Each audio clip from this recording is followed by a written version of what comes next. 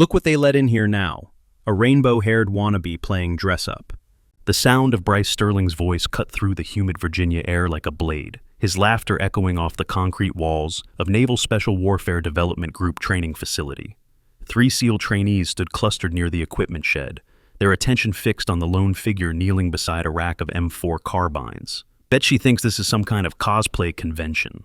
Sloane Vega, 26 years old, didn't look up from the rifle she was methodically cleaning. Her long neon blue hair cascaded like an electric waterfall, obscuring sharp cheekbones and steel gray eyes that remained laser-focused on each metallic component. The deep V-neck military green t-shirt clung to her athletic frame, while dark army pants and worn brown combat boots completed the standard maintenance crew uniform, the lowest rung on the military hierarchy ladder. The morning sun blazed mercilessly at 0800 hours, already pushing temperatures toward the triple digits. Humidity hung thick as jungle fog, making every breath feel like swallowing soup. But Sloane's hands remained steady, precision incarnate as she disassembled the weapon with movements too fluid, too practiced for someone supposedly unfamiliar with military hardware. "Hey, janitor girl!" Bryce stepped closer, his 6'3" frame casting a shadow over her workspace. Muscles rippled beneath his blue camouflage shirt as he crossed arms thick as bridge curls. Behind him, Tyler Nash and Derek Cole snickered like hyenas scenting wounded prey. Smartphones already recording what they expected would be prime humiliation content.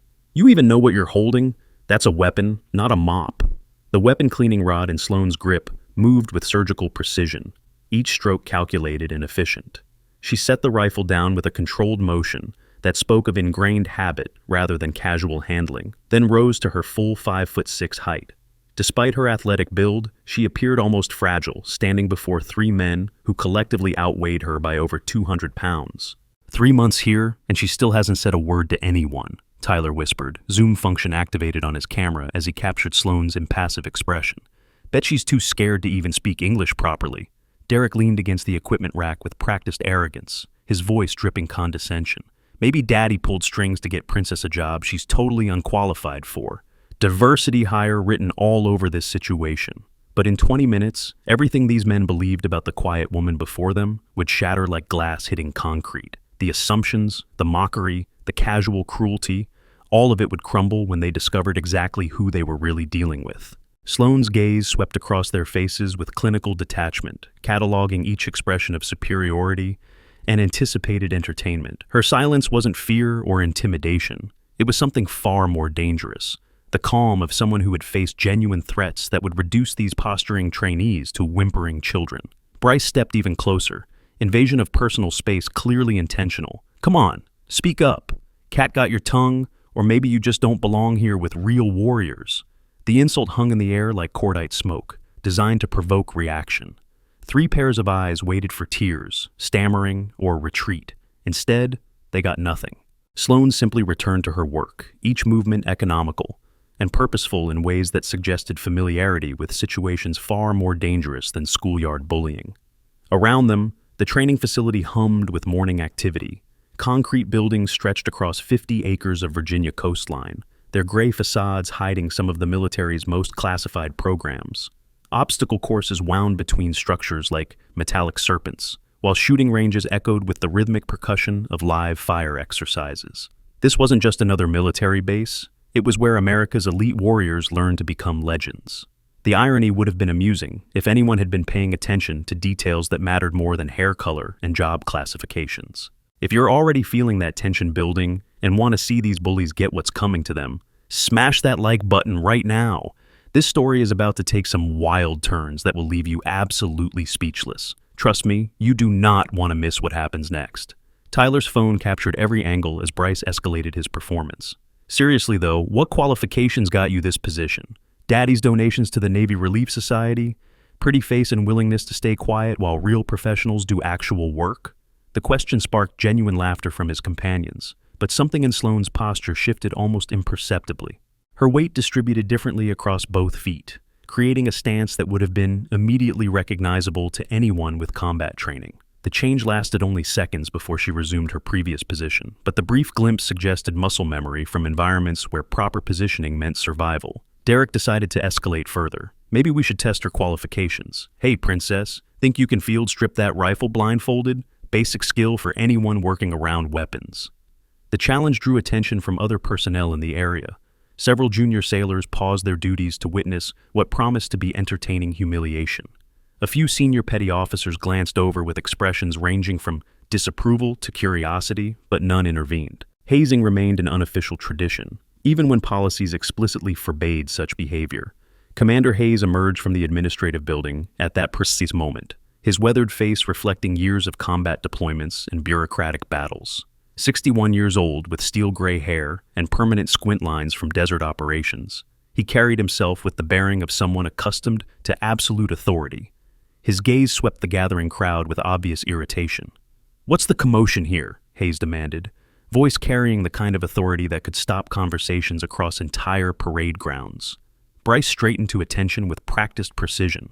"Sir, just ensuring maintenance personnel understand proper equipment handling procedures, sir." The explanation sounded reasonable enough to avoid immediate discipline, but Hayes studied the scene with calculating eyes that had witnessed decades of military politics and personal vendettas. His attention settled on Sloane with an expression that suggested casual dismissal rather than professional interest. "Get back to work, maintenance," he ordered, without bothering to learn her name or acknowledge her as anything more than expendable support staff. "Equipment needs to be ready for 1,400 hours training exercise." The casual dehumanization hit like a slap across the face, intended to reinforce exactly where she stood in the command hierarchy. Hayes turned away without waiting for acknowledgement, his body language clearly communicating that her response or feelings were irrelevant to his concerns. But as he walked away, Sloane's eyes tracked his movement with intensity that would have registered as unusual to anyone trained in threat assessment. Her gaze lingered on his gait, posture, and positioning in ways that suggested analytical evaluation rather than simple resentment at dismissive treatment. Lieutenant Blake Morrison chose that moment to round the corner from the communications building, tablet in hand, an expression focused on whatever data demanded his attention. 28 years old, with sharp features and intelligent brown eyes, he moved with the controlled efficiency of someone carrying significant responsibility, despite relatively junior rank. The moment he spotted the gathering around Sloane, his steps faltered almost imperceptibly. Something flickered across his features, recognition, confusion, perhaps even alarm, before professional neutrality reasserted control. But for several seconds, he stared at her, with the intensity of someone trying to solve a puzzle missing critical pieces. "Morrison!" Hayes barked from across the courtyard. "Need those communication protocols verified before 1,500 hours." "Yes, sir," Blake responded automatically, but his gaze lingered on Sloane for another heartbeat before duty demanded his attention elsewhere. As he departed, she watched him leave with an expression that suggested their connection ran deeper than casual workplace acquaintance. Petty Officer Elena Crawford appeared at the equipment shed's entrance, her arrival perfectly timed to witness the ongoing confrontation. 24 years old, with kind eyes and genuine concern etched across delicate features, she represented the type of person who still believed military service meant protecting those unable to protect themselves. Elena's disapproving frown targeted the three antagonists rather than their victim. "Don't you have actual duties to perform instead of harassing support staff?" The intervention carried enough authority to give Bryce momentary pause, but not enough to end his entertainment. "Just ensuring proper standards, Crawford. Wouldn't want unqualified personnel mishandling sensitive equipment." "Equipment she's been maintaining flawlessly for 3 months, Elena shot back, with unexpected steel in her voice. "Maybe focus on your own performance instead of critiquing others." The exchange created interesting dynamics that revealed character alignments beneath surface appearances. Elena positioned herself subtly between Sloane and her tormentors, while the three men exchanged glances that suggested coordinated harassment rather than spontaneous bullying. A sharp whistle pierced the morning air, signaling the beginning of scheduled training exercises. Around the facility, personnel began moving toward their assigned positions with practiced efficiency. The sound should have dispersed the confrontation naturally, but Bryce seemed determined to extract maximum entertainment value before circumstances forced separation. "Tell you what, Princess," he announced loud enough for maximum audience participation. "Since you are so qualified, demonstrate proper weapon safety protocols. Basic stuff any maintenance worker should know." The request sounded reasonable enough to avoid obvious disciplinary action, but the underlying mockery was clear to everyone present. Bryce expected failure, humiliation, and proof that Sloane's presence represented everything wrong with current military standards. Instead, something extraordinary happened. Without conscious thought or deliberate action, Sloane's hands moved to check the rifle's safety mechanism with fluid precision that spoke of ingrained muscle memory. Her fingers found the selector switch, verified the chamber's empty status, and confirmed proper positioning in movements too smooth and automatic for civilian familiarity. The demonstration lasted perhaps 5 seconds, but those 5 seconds revealed competency that extended far beyond basic maintenance duties. Her handling suggested intimate familiarity with the weapon system that came only from extensive training and repeated use under pressure. Derek noticed first, his expression shifting from amusement to confusion. "How did you know to check the chamber first?" The question hung in the air like smoke from a discharged weapon. Standard safety protocols weren't typically taught to maintenance personnel beyond basic, "don't touch unless authorized" instructions. Knowing proper clearing procedures suggested training that shouldn't exist on her employment record. Sloane set the weapon down carefully and returned to her cleaning duties without explanation. But the damage was done. Doubt crept into previously certain assumptions about her background and qualifications. Tyler lowered his phone slightly, recording angle shifting as his confidence wavered. That was pretty smooth for someone who supposedly just cleans equipment. The observation introduced uncomfortable questions that none of them wanted to pursue. If Sloane possessed genuine weapons familiarity, what other assumptions might prove equally incorrect? Master Chief Rodriguez materialized from the armory like a ghost, his appearance so sudden that several personnel jumped in surprise. 53 years old with weathered hands and eyes that had witnessed 4 decades of military evolution, he carried himself with quiet authority that commanded instant respect. His attention fixed on the weapon in Sloane's hands with professional interest rather than casual oversight. "Everything functioning properly with that M4? "Yes, Master Chief," Sloane replied quietly, her first spoken words of the encounter delivered in crisp, clear tones that carried no trace of uncertainty or fear. Rodriguez nodded approvingly, but his gaze lingered on her hands with calculating attention. Years of experience had taught him to recognize competency in all its forms, and something about Sloane's weapon handling suggested familiarity that exceeded her supposed job description. "Carry on," he ordered, but remained positioned where he could observe ongoing interactions. His presence immediately moderated the 3 antagonists' behavior, though underlying tensions continued simmering beneath surface compliance. A malfunction alarm suddenly pierced the morning air, its urgent tone drawing immediate attention from everyone within earshot. Emergency lights began flashing across the training complex as automated systems detected potential equipment failure in one of the advanced simulation chambers. Standard protocol required immediate shutdown and technical assessment by qualified personnel. The malfunction could delay training schedules, impact readiness assessments, and potentially cost thousands of dollars in lost operational time. "Crawford!" Rodriguez barked. "Get technical support out here immediately!" Elena hurried toward the communications equipment, but the closest qualified technician was currently deployed on a separate training exercise 2 hours away. The malfunction required immediate attention from someone with advanced systems knowledge, exactly the type of expertise that supposedly didn't exist among basic maintenance staff. Without conscious thought or deliberate decision, Sloane stepped toward the malfunctioning equipment. Her movement carried purpose and confidence that seemed to bypass normal decision-making processes, as if responding to the emergency was simply instinctive rather than voluntary. "I can take a look," she offered quietly, words directed toward Rodriguez rather than the 3 men who had been tormenting her moments earlier. The offer sparked immediate reaction from multiple directions. Bryce laughed outright, his voice dripping condescension. "Oh, sure. Let the janitor girl play with sensitive electronics. What could possibly go wrong?" But Rodriguez studied her with calculating eyes that weighed options against available resources. Emergency situations demanded practical solutions over bureaucratic protocols, and delaying repairs could impact mission readiness in ways that transcended normal chain of command considerations. "You familiar with integrated training systems?" he asked carefully, testing her knowledge before committing to potentially dangerous decision. Sloane's response demonstrated understanding that shouldn't exist among maintenance personnel. "Depends on the specific configuration, but most systems use modular diagnostic protocols that isolate component failures through sequential testing." The technical explanation used terminology and concepts that required advanced training to understand, let alone articulate clearly. Her knowledge suggested familiarity with equipment far beyond basic maintenance responsibilities. Derek's expression shifted from amusement to genuine confusion. Where did a janitor learn about diagnostic protocols? The question exposed the growing gap between assumed qualifications and demonstrated competency. Sloane's knowledge base clearly extended into areas that contradicted her official job classification.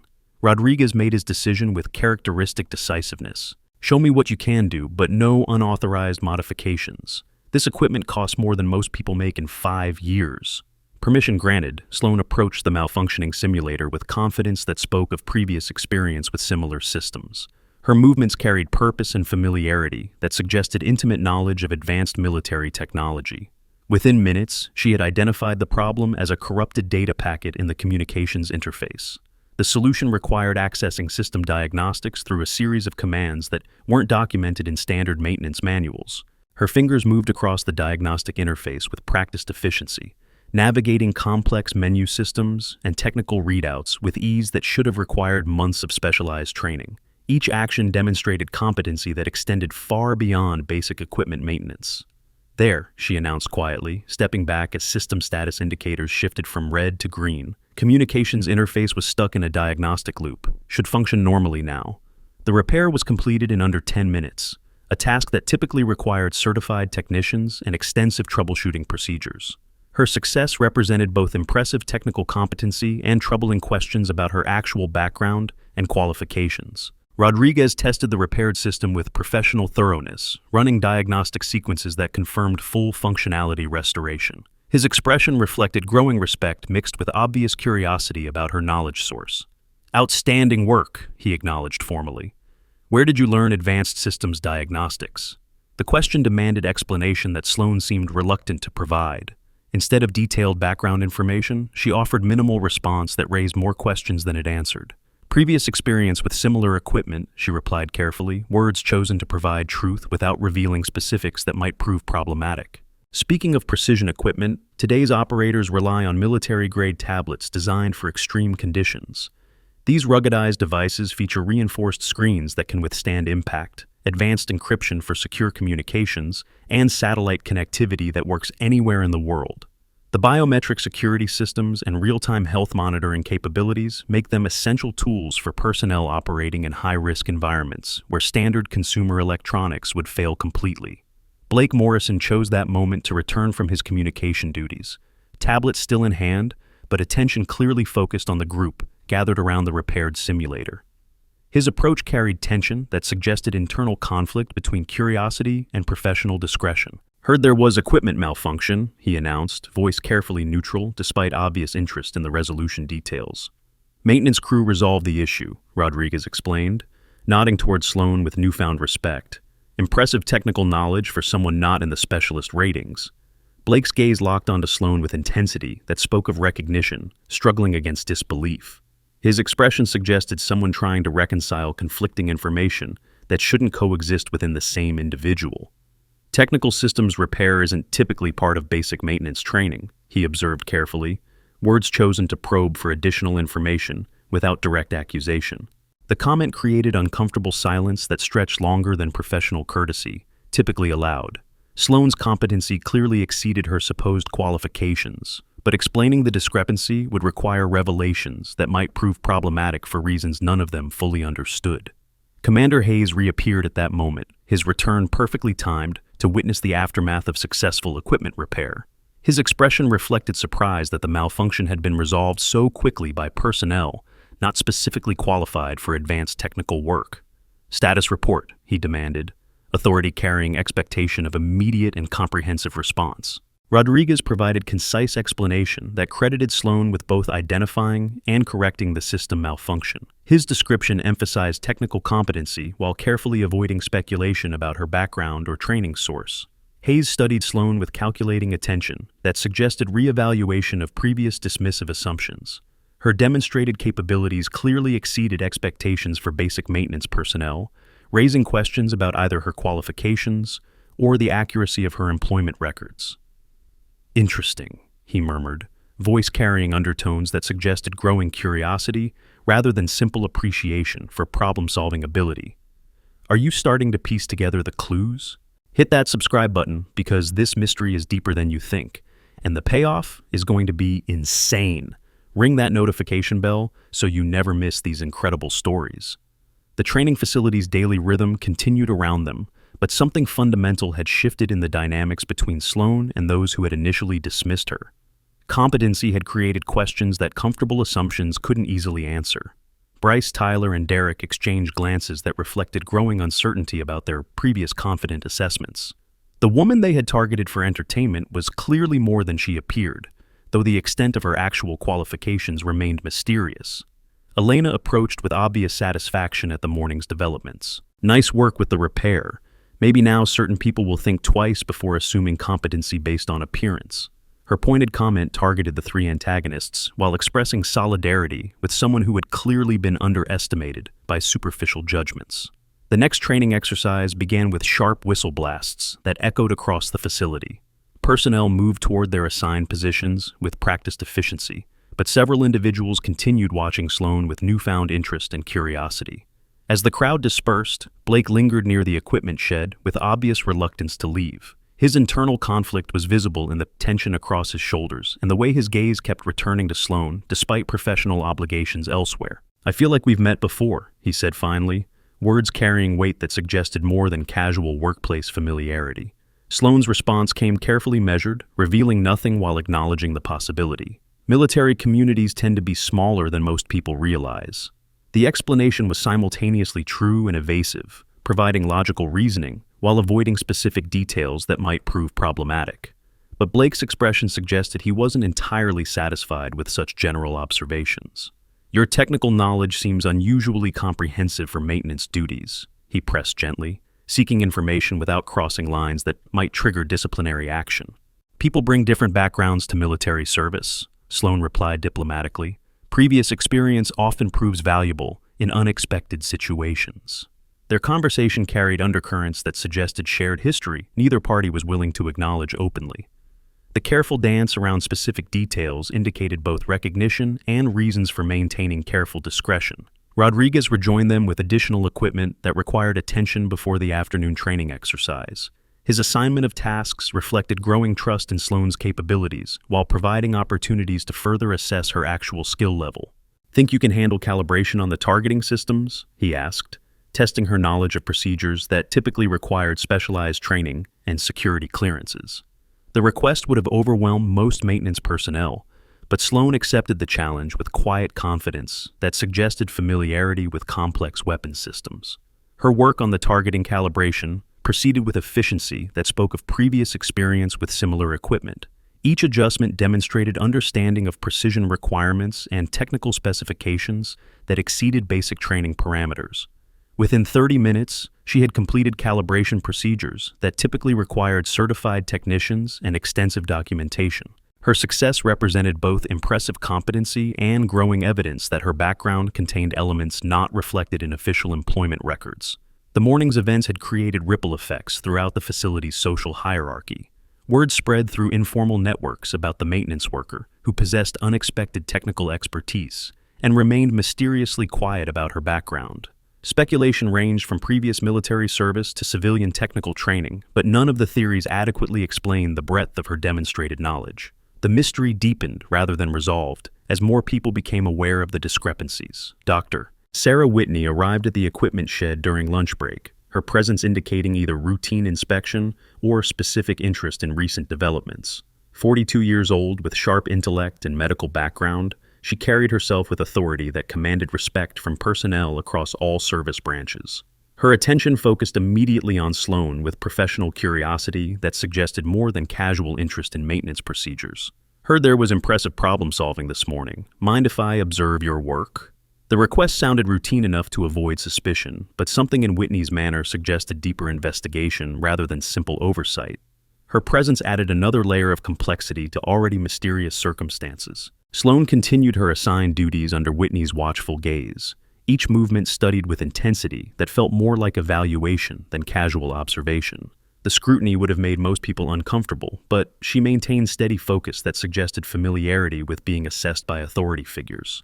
"Your technique is quite refined," Whitney observed after several minutes of silent observation. "Training background in technical systems?"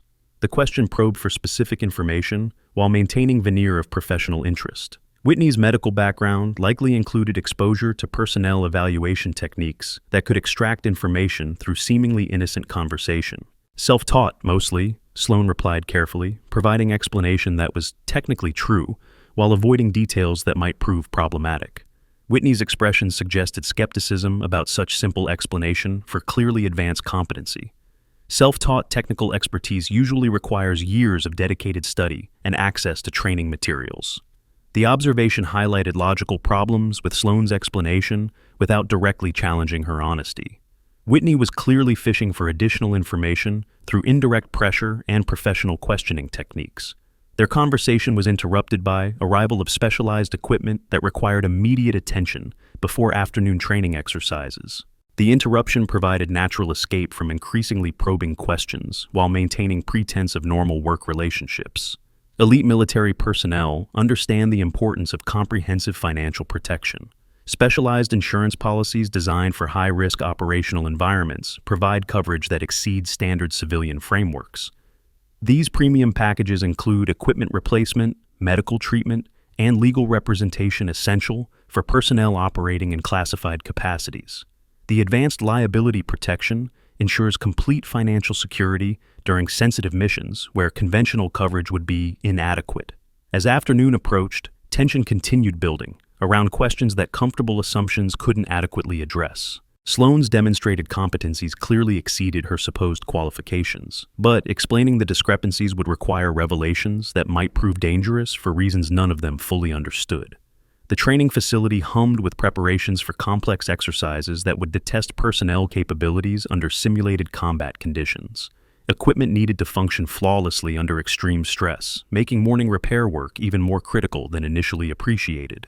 Bryce Sterling reappeared as equipment preparation reached final stages, his earlier confidence somewhat diminished by morning revelations about Sloane's unexpected competencies. But rather than admitting error in judgment, he seemed determined to escalate confrontation in ways that might expose whatever secrets she was protecting. "Still curious about your background," he announced loud enough for nearby personnel to hear clearly.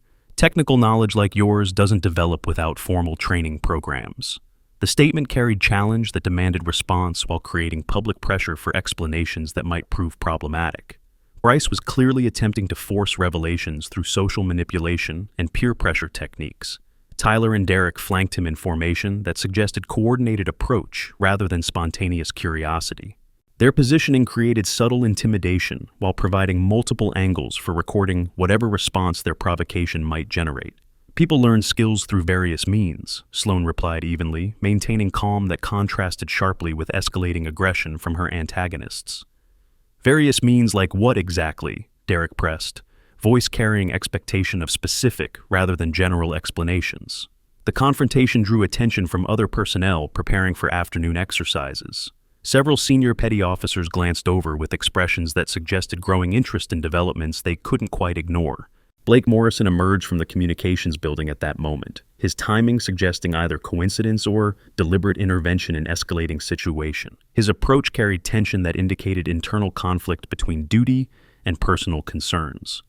"Problem here?" he asked carefully, authority sufficient to moderate behavior while avoiding direct confrontation with personnel outside his immediate command structure. "Just trying to understand how maintenance crew acquired advanced technical training," Bryce explained, voice carrying innocence that didn't match his aggressive posturing. Blake's gaze swept between the antagonists and Sloane with calculating attention that suggested awareness of undercurrents others might miss. His expression reflected someone trying to balance multiple considerations while maintaining professional neutrality. "Technical competency develops through experience and dedication," he replied diplomatically. "Military service attracts people with diverse backgrounds and skills." The explanation provided reasonable justification for Sloane's demonstrated abilities while deflecting specific questions about her training source. But Bryce seemed unsatisfied with such general responses to what he considered legitimate concerns. "Experience doing what specifically?" he demanded, escalation clear in his voice and posture. The question carried challenge that demanded concrete rather than abstract response. Pressure was building toward confrontation that might force revelations none of them were prepared to handle. Master Chief Rodriguez reappeared at that critical moment, his presence immediately moderating behavior while adding authority that could enforce compliance with professional standards. "Afternoon exercise begins in 15 minutes, he announced firmly. "All personnel need to focus on assigned duties rather than personal investigations." The intervention provided natural conclusion to escalating confrontation, while reinforcing chain of command authority over personal curiosity. But underlying tensions remained unresolved beneath surface compliance. As personnel dispersed toward their assigned positions, Blake lingered near Sloan with obvious reluctance to leave unfinished business. His internal conflict was visible in hesitation that suggested competing loyalties between duty and personal concerns. "Be careful," he advised quietly, words carrying warning that extended beyond simple workplace safety considerations. Sloan's response acknowledged both the advice and underlying implications without committing to specific course of action. Careful is always good policy. Their exchange carried weight that suggested shared understanding of dangers that weren't immediately apparent to casual observers. Both parties seemed aware of stakes that exceeded normal workplace dynamics. The afternoon training exercise commenced with sharp commands that echoed across the facility. Complex scenarios tested personnel capabilities under simulated combat conditions that pushed equipment and operators to their limits. Sloan's morning repair work proved critical as systems functioned flawlessly under extreme stress. Her technical expertise had prevented training delays that could have impacted readiness assessments and operational preparedness. But success created additional questions about her actual qualifications and background.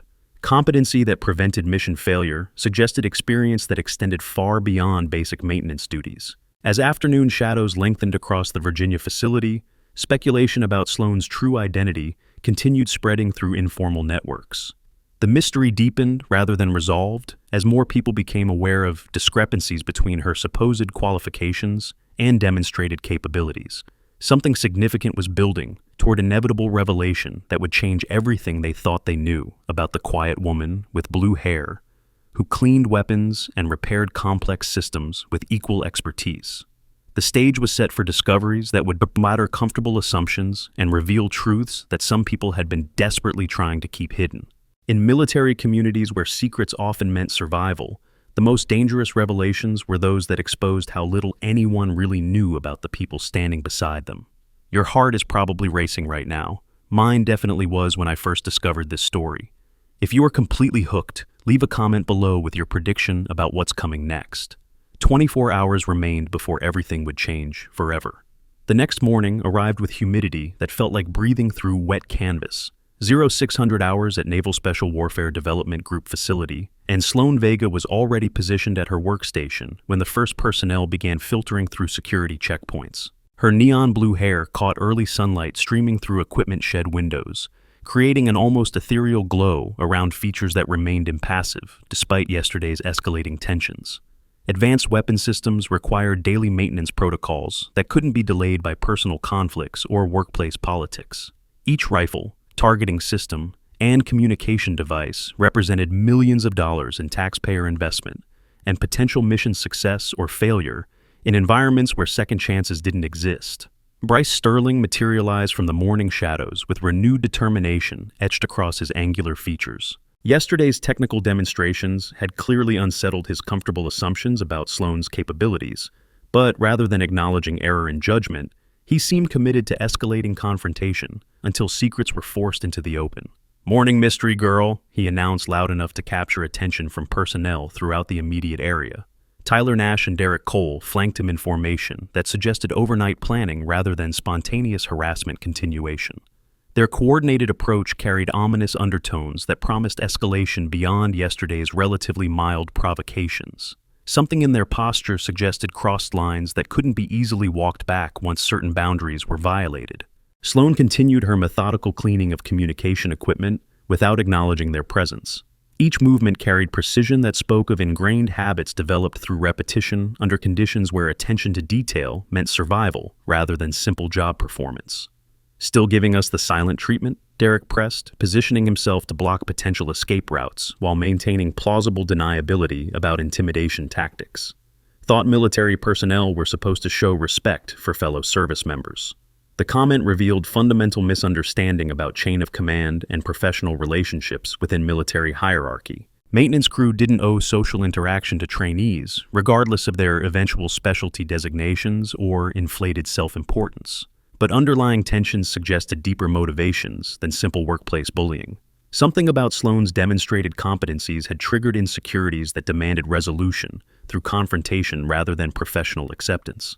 Master Chief Rodriguez emerged from the armory with daily assignment sheets, an expression that suggested awareness of brewing conflicts. 40 years of military experience had taught him to recognize dangerous dynamics before they escalated beyond manageable boundaries. "Sterling, Nash, Cole," he barked with authority that demanded immediate attention. "Equipment inspection begins in 15 minutes. Hope you are prepared to demonstrate proficiency rather than waste time on irrelevant activities." The intervention provided temporary relief from building pressure while reinforcing expectations about productive use of training time. But Rodriguez's departure left underlying tensions unresolved and potentially more dangerous due to forced delay. Lieutenant Blake Morrison approached from the communications building with tablet displaying overnight intelligence briefings that required immediate attention. His arrival created interesting dynamics as someone clearly connected to Sloane's mysterious past encountered ongoing harassment from personnel unaware of potential consequences. "Problem here?" Blake asked carefully. Joey, authority sufficient to moderate behavior while avoiding direct confrontation with trainees outside his immediate command structure. "No problem at all, sir," Bryce replied with veneer of respect that didn't extend to his underlying attitude or intentions. "Just encouraging full participation in facility community activities." The explanation sounded reasonable enough to avoid immediate disciplinary action, but Blake's expression suggested skepticism about such innocent characterization of obvious harassment behavior. Sloane's reaction to Blake's presence carried subtle tension that spoke of complicated history between individuals whose connection remained carefully hidden from casual observation. Their shared glances lasted microseconds longer than professional courtesy typically required. "Communication systems operational?" Blake inquired, directing the question towards Sloane while providing legitimate reason for their interaction. "All systems functioning within normal parameters," she replied quietly, voice carrying crisp professionalism that contrasted sharply with the casual dismissal she received from harassment-focused trainees. Blake nodded approvingly, but lingered near her workstation with obvious reluctance to leave unfinished business. His internal conflict was visible in tension across shoulders and way. His gaze kept returning to her despite professional obligations elsewhere. "Your technical expertise continues to impress supervision," he observed carefully, words chosen to reinforce her competency while sending subtle warning to potential antagonists about protected status. The comment created interesting ripple effects throughout the gathering crowd. Blake's obvious respect for Sloane's abilities contrasted sharply with dismissive attitudes from personnel who clearly knew less about her actual qualifications. Commander Hayes materialized from the administrative complex at that moment, his presence immediately elevating tension levels while adding authority that could enforce compliance with professional standards or escalate consequences for policy violations. "Morning briefing begins in 10 minutes, he announced with characteristic efficiency. "All personnel report to designated positions immediately." The order provided natural dispersal of gathering crowd while reinforcing chain of command authority over personal conflicts. But Hayes's calculating gaze lingered on Sloane with renewed interest that suggested yesterday's technical demonstrations had registered at higher levels than initially apparent. As personnel moved toward assigned positions, complex dynamics continued building toward inevitable confrontation that would expose truths some people desperately wanted to keep hidden. The morning's careful dance around unspoken tensions couldn't continue indefinitely without resolution. Dr. Sarah Whitney joined the equipment shed precisely as dispersal began, her timing suggesting either coincidence or deliberate intention to observe ongoing developments. Medical background combined with security clearance created unique perspective on personnel evaluation that could prove problematic for individuals with secrets to protect. "Fascinating technical work yesterday," Whitney commented, attention focused entirely on Sloane despite presence of other personnel in immediate vicinity. "Quite sophisticated understanding of integrated systems for someone not in specialist ratings." The observation carried weight that extended beyond simple professional appreciation. Whitney's medical expertise included psychological evaluation techniques that could extract information through seemingly innocent conversation and behavioral analysis. "Experience teaches practical skills," Sloane replied diplomatically, providing explanation that was technically accurate while avoiding specifics that might prove dangerous. Whitney's expression suggested skepticism about such simple justification for clearly advanced competency. "Experience usually requires access to training materials and supervision that aren't typically available to maintenance personnel." The conversation was heading toward territory that demanded either detailed explanations or deliberate evasion. Pressure was building from multiple directions as various authority figures began questioning discrepancies between official records and demonstrated capabilities. Equipment malfunction alarms suddenly pierced the morning air with urgent intensity that demanded immediate response from qualified technical personnel. Advanced training simulators were experiencing cascade failures that threatened to shut down critical exercises scheduled for later that morning. Standard protocol required certified technicians and extensive diagnostic procedures that could take hours to complete. Delays would impact training schedules, readiness assessments, and potentially cost thousands of dollars in lost operational time. "Crawford!" Rodriguez barked toward Petty Officer Elena Crawford. "Get technical support out here immediately." Elena hurried towards a communication equipment, but qualified specialists were currently deployed on separate exercises that couldn't be interrupted without compromising other critical operations. The malfunction required immediate attention from someone with advanced systems knowledge. Without conscious thought or deliberate decision-making process, Sloan stepped toward the malfunctioning equipment. Her movement carried purpose and confidence that seemed to bypass normal authorization procedures, as if responding to emergencies was simply instinctive rather than voluntary choice. "I can assess the problem," she offered quietly, words directed toward Rodriguez rather than the crowd of personnel gathering to witness potential disaster. Bryce Sterling laughed outright with genuine amusement at what he considered presumptuous overreach. "Oh, sure, let the cleaning lady handle million-dollar electronics. What could possibly go wrong with that brilliant plan?" But Rodriguez studied Sloan with calculating eyes that weighed practical necessities against bureaucratic protocols. Emergency situations demanded functional solutions over theoretical concerns about proper authorization and chain-of-command procedures. "You familiar with cascade failure diagnostics?" he asked carefully, testing knowledge that would determine whether her assistance represented solution or additional complication. Sloan's response demonstrated understanding that shouldn't exist among basic maintenance personnel. Cascade failures typically result from communication protocol conflicts between integrated subsystems. Isolation requires sequential testing to identify the primary failure point. The technical explanation used terminology and concepts that required extensive training to understand, let alone articulate with such clarity and precision. Her knowledge suggested experience with equipment far beyond routine cleaning and basic upkeep responsibilities. Tyler Nash lowered his ever-present phone slightly, recording angle shifting as confident assumptions about Sloan's limitations began crumbling under weight of demonstrated expertise. Where exactly did a janitor learn about protocol conflicts and subsystem integration? The question exposed growing recognition that comfortable categorizations might prove inadequate for explaining increasingly obvious competency discrepancies. Mystery was deepening rather than resolving as more evidence accumulated. Rodriguez made his decision with characteristic decisiveness born from decades of military crisis management. "Show me what you can do, but no unauthorized system modifications. This equipment represents more taxpayer investment than most people see in lifetime careers." Permission granted, Sloan approached the malfunctioning simulator complex with confidence that spoke of intimate familiarity with advanced military technology. Her movements carried purpose and systematic approach that suggested previous experience with similar crisis situations. The diagnostic interface required security clearance and technical knowledge that supposedly didn't exist in her employment background.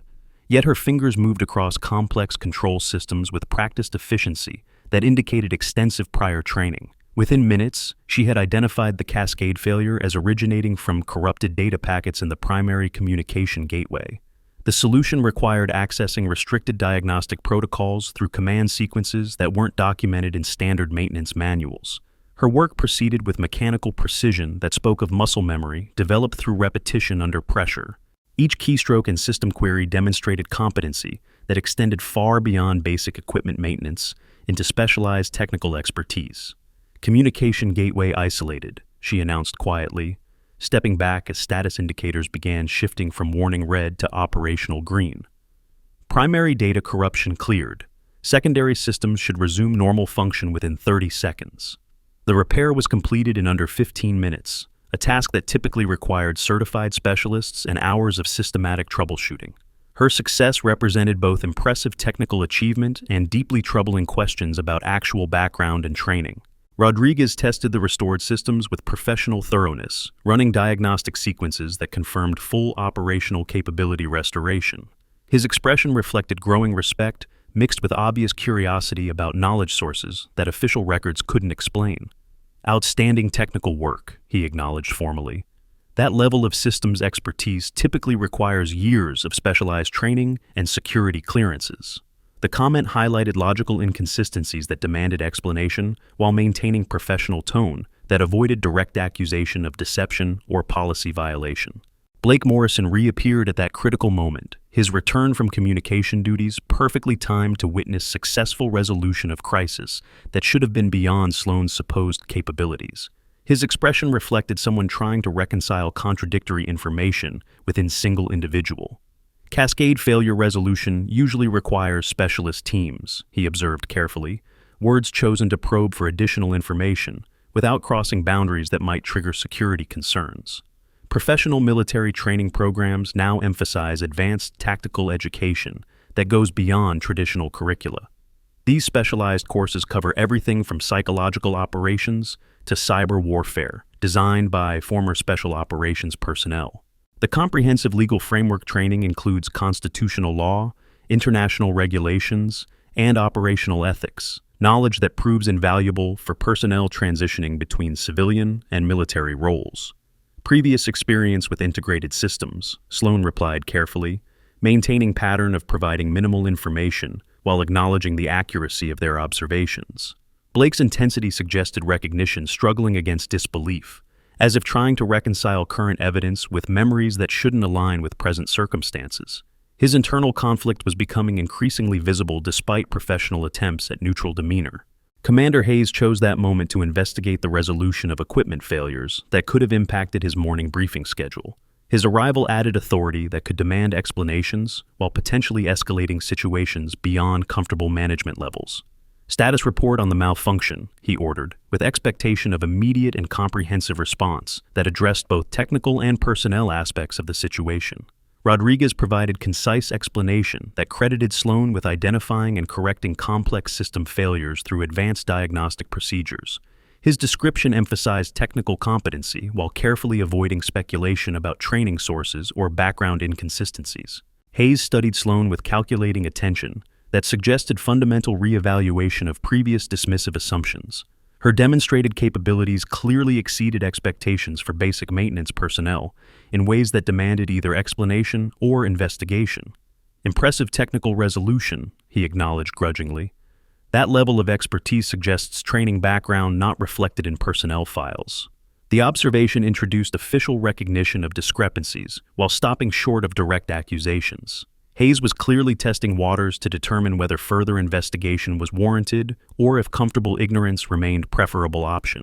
Tension was building toward breaking point, as multiple authority figures began focusing attention on someone who clearly preferred remaining invisible. Pressure from various directions was creating circumstances where continued secrecy might prove impossible to maintain.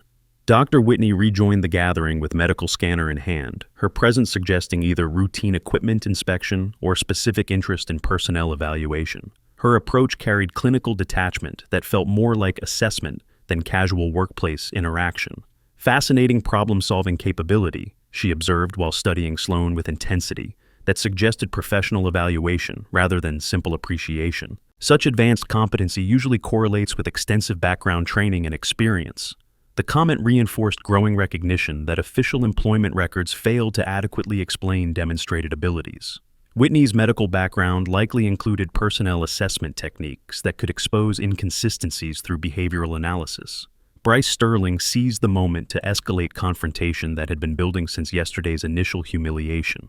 His confidence remained shaken by repeated demonstrations of Sloan's unexpected competency. But rather than acknowledging error, he seemed determined to force revelations through increasingly aggressive tactics. "Come on, princess," he snarled, with voice carrying genuine anger rather than casual mockery.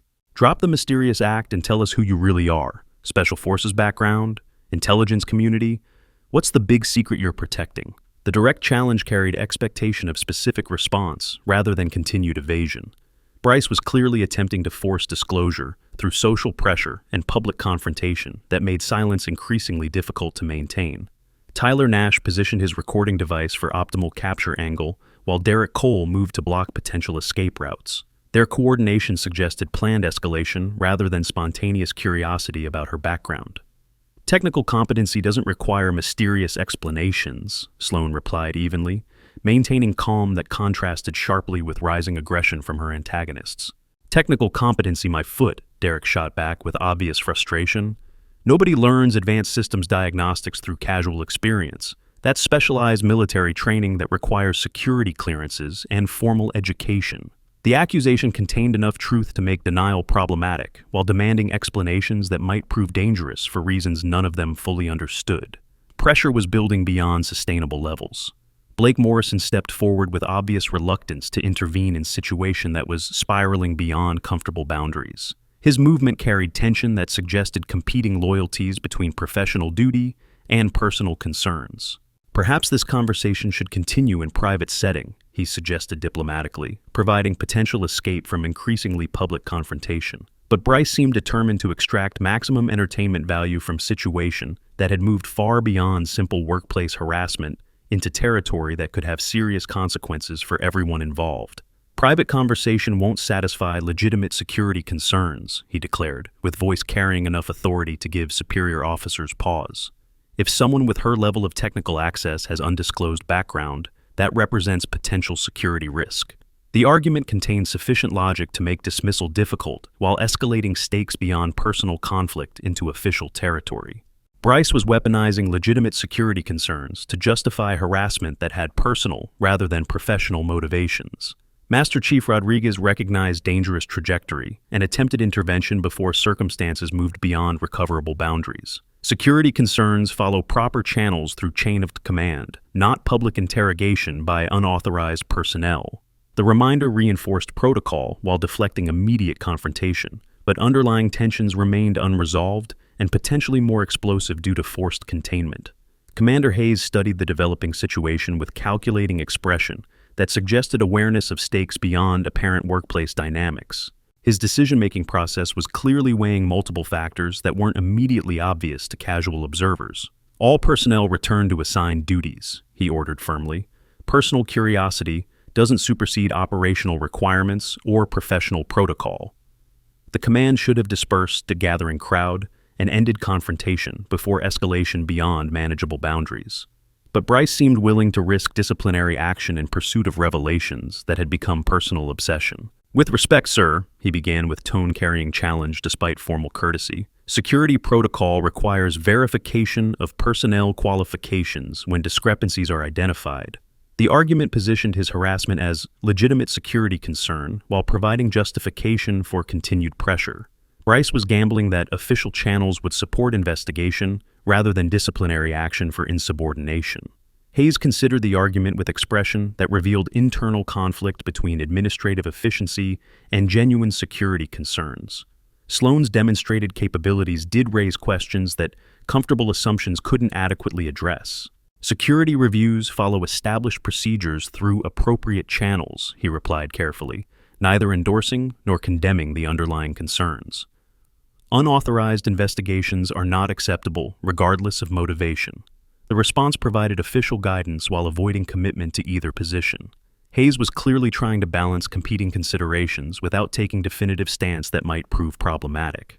But tension continued building as various pressures converged on someone who clearly preferred remaining invisible. Multiple authority figures were beginning to focus attention in ways that made continued secrecy increasingly difficult to maintain. Before we continue to the absolutely incredible conclusion, make sure you're subscribed with notifications on, because I've got 3 more stories just like this one that will blow your mind. You won't believe what happens in the next video. Dr. Whitney chose that moment to escalate her own investigation through different approach that utilized medical authority rather than direct confrontation. Personnel health and fitness evaluations are due for renewal. Perhaps comprehensive assessment would address any concerns about background verification. The suggestion positioned medical examination as routine procedure, while providing mechanism for discovering information that casual observation couldn't reveal. Whitney was clearly fishing for physical evidence that might explain competency discrepancies. Sloan's reaction to the suggestion carried subtle tension that spoke of reasons for avoiding detailed medical examination. Her posture shifted almost imperceptibly in ways that suggested concern about revelations that thorough assessment might uncover. "Medical evaluations are scheduled through proper administrative channels," she replied carefully, maintaining professional tone while deflecting immediate compliance. But Whitney's expression suggested recognition of evasion tactics that confirmed rather than dispelled her suspicions about hidden background elements. Medical professionals developed expertise at reading subtle behavioral cues that revealed more than verbal responses. Blake Morrison's internal conflict reached visible breaking point as competing loyalties demanded resolution that couldn't be delayed indefinitely. His knowledge of Sloane's actual identity was clearly creating pressure that professional discretion couldn't contain much longer. "Maybe we should discuss this situation privately," he suggested again with more urgency than diplomatic convenience typically required. The renewed offer of private conversation carried undertones that suggested shared knowledge. Neither party wanted exposed through continued public pressure. Blake was clearly trying to provide a escape route before circumstances forced revelations neither of them was prepared to handle. But Bryce Sterling seemed determined to prevent any retreat that might allow continued mystery about someone whose competencies had thoroughly undermined his comfortable assumptions. His harassment had evolved into personal vendetta that logic or professional courtesy couldn't easily redirect. "Private discussions don't address security concerns," he declared with increasing aggression. "Public accountability ensures transparency and proper verification procedures." The argument positioned his behavior as principled stand for institutional security while masking personal motivations that had little connection to legitimate policy concerns. Tyler Nash continued recording with obvious excitement about capturing potential revelations that could provide viral content worth significant social media attention. His enthusiasm suggested priorities that extended beyond workplace dynamics into entertainment value. Derek Cole maintained position-blocking potential escape routes while providing moral support for escalating confrontation. His participation indicated coordinated effort rather than spontaneous harassment continuation. The situation was approaching critical decision point where continued silence would become impossible, and revelations might prove dangerous for reasons that extended beyond immediate circumstances. Multiple pressures were converging in ways that demanded resolution. Commander Hayes recognized trajectory toward confrontation that could have consequences extending far beyond workplace dynamics. His military experience included situations where small conflicts escalated into major crises through failure to intervene at appropriate moments. "Sterling, you're approaching insubordination," he warned with authority that carried genuine threat of disciplinary action. "Return to assigned duties immediately or face formal charges." The warning should have ended harassment before circumstances moved beyond recoverable boundaries. But Bryce seemed willing to risk career consequences in pursuit of revelations that had become obsessive focus. "Security verification supersedes individual preferences," he declared, with defiance that crossed clearly established boundaries. "Military personnel don't get to hide relevant background information." The statement represented direct challenge to command authority while positioning harassment as patriotic duty.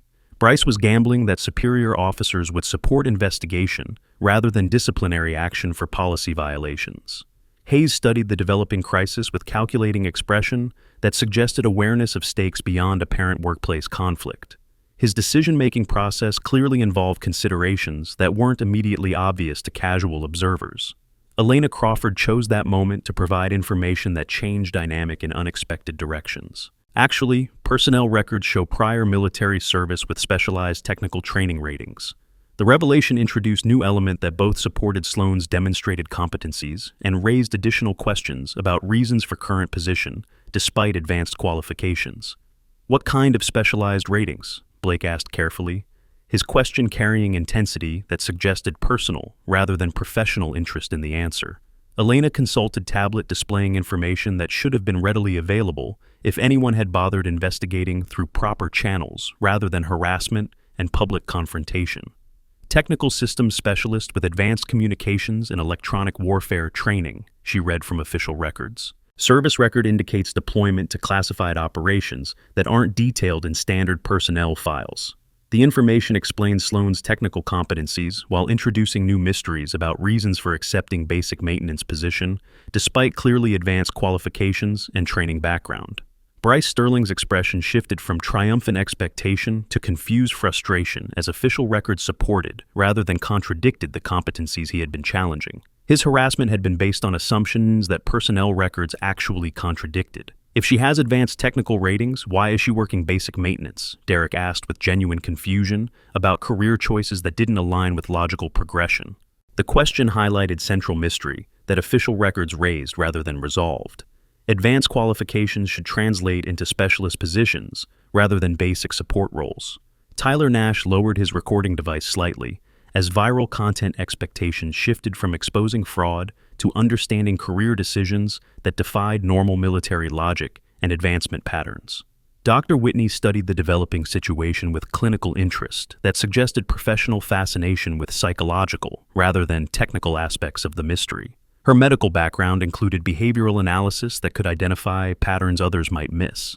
Career regression from specialist to basic maintenance suggests either personal choice or circumstances that aren't reflected in standard documentation, she observed with scientific detachment. The comment introduced possibilities that ranged from voluntary decisions to forced circumstances that required careful investigation to understand properly. Blake Morrison's internal conflict became increasingly visible as official revelations moved closer to information he clearly possessed but couldn't reveal without violating security protocols or personal trust.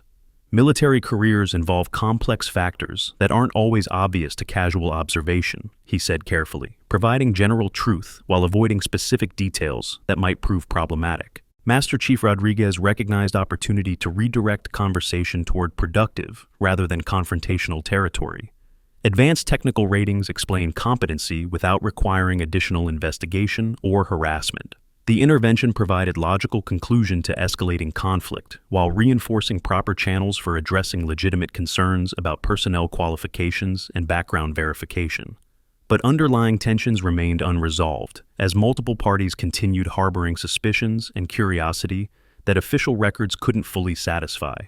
Mystery was shifting rather than disappearing as new information raised different questions. Commander Hayes studied the gathered personnel with expression that suggested decision-making process involving factors beyond immediate circumstances.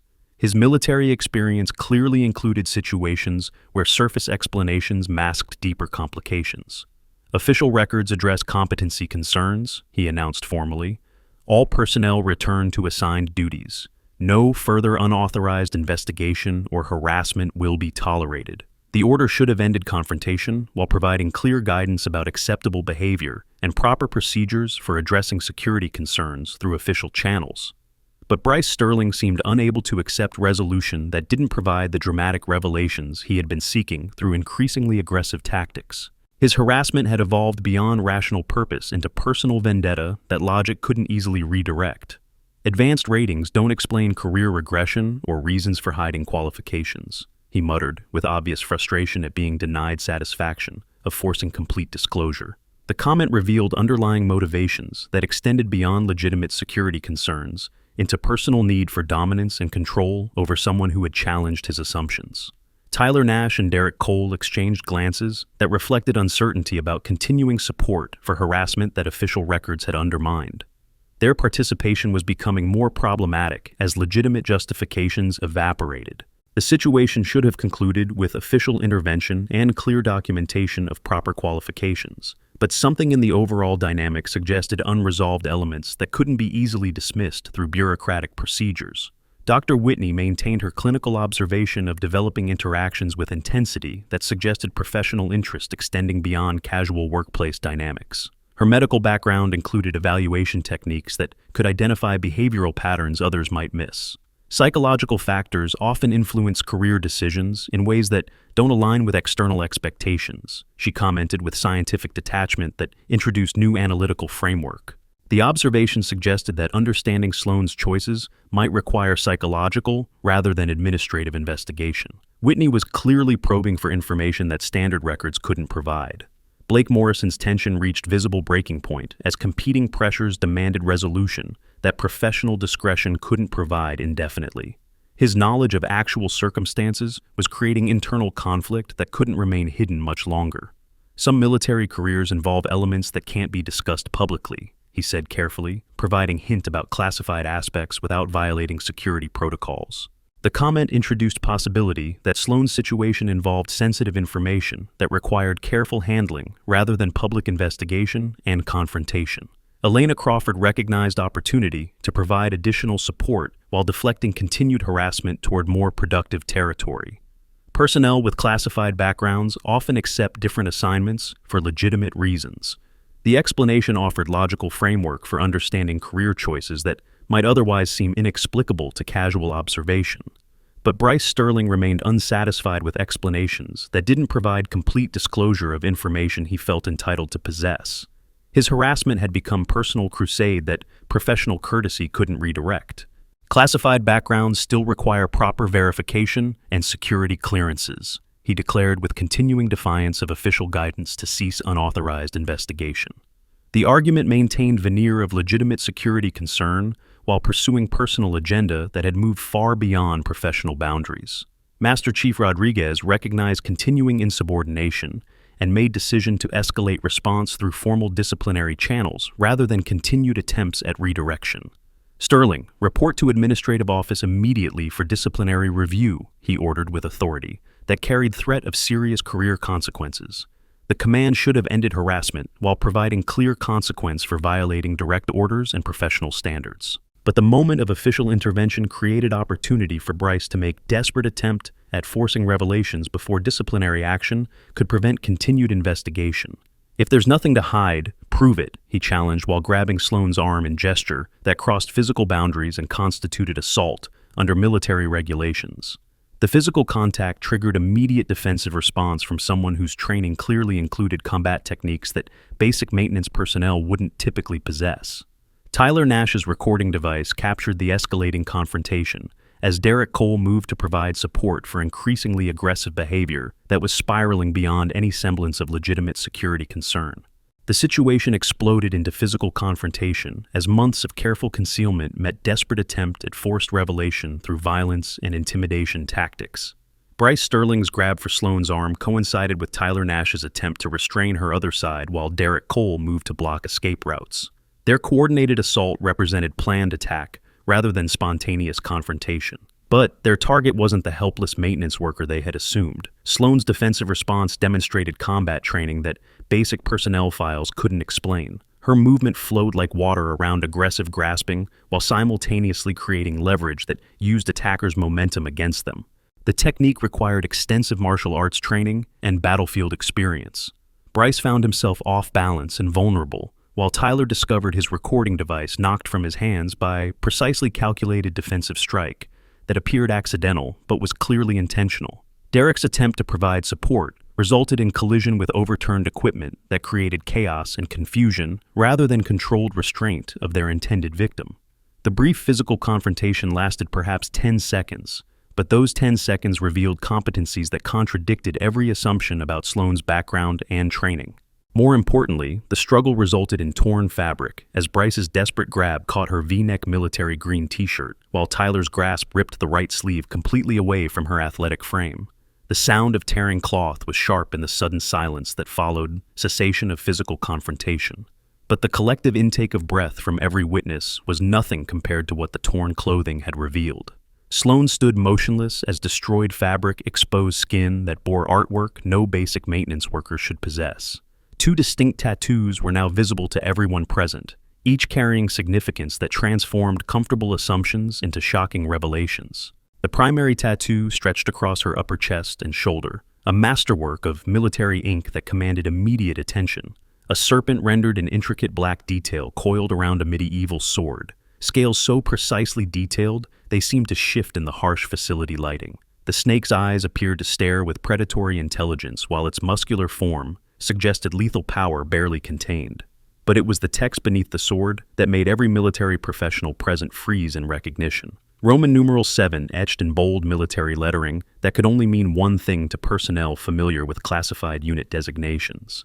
The secondary tattoo wrapped around her right arm like technical blueprint come to life. An 8-point compass rose dominated the design, its cardinal directions marked with coordinates so precise they suggested navigation training at the highest levels. Through the compass center, an arrow pierced straight and true, its fletching detailed with microscopic precision that spoke of artistic skill and military significance.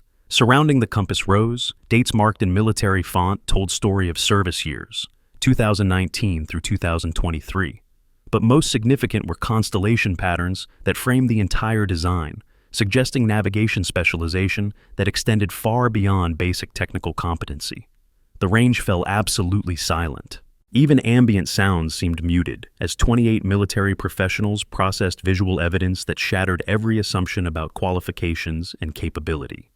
Tyler Nash's phone had been knocked to the ground, but its camera continued recording, capturing the moment when every assumption about identity and competence shattered against reality of classified insignia that wasn't supposed to exist. Blake Morrison spoke first, his voice barely above whisper, but carrying weight that filled entire facility. Holy cow! Viper 7 and navigation specialist. The identification hit like explosive detonation, each word carrying implications that transformed understanding of who they had been confronting through months of casual dismissal and harassment. Master Chief Rodriguez snapped to attention with precision that 4 decades of military service had ingrained as automatic response to authority that transcended normal chain of command. His salute was sharp, immediate, and filled with respect that acknowledged capability beyond normal operational parameters. "Ma'am," he said formally, voice carrying deference usually reserved for officers of highest rank and most distinguished service records.